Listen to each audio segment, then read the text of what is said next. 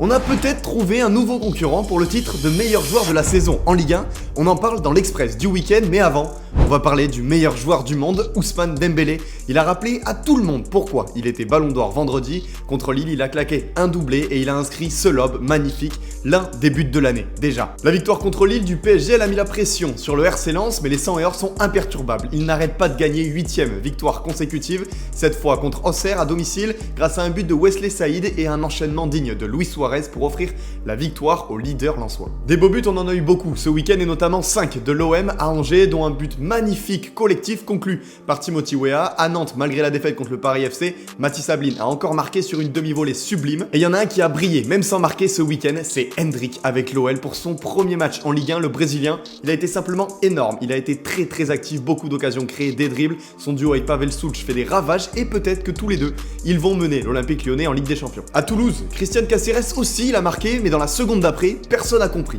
Parce que Christian Cacérès veut partir de Toulouse, donc il a joué quand même.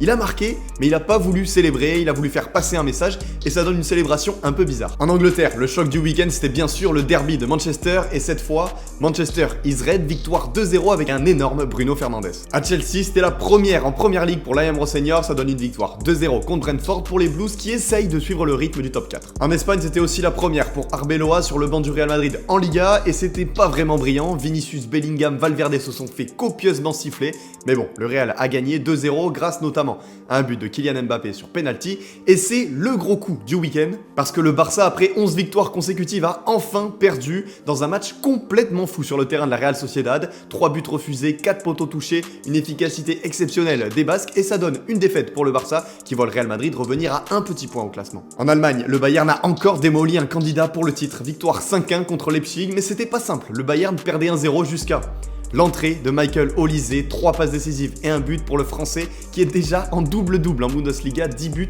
13 passes décisives cette saison, il est sur une autre planète et on n'en parle pas assez. Et si vous ne voulez pas manquer votre résumé du week-end chaque semaine dans l'Express, ça se passe juste ici, pensez à vous abonner.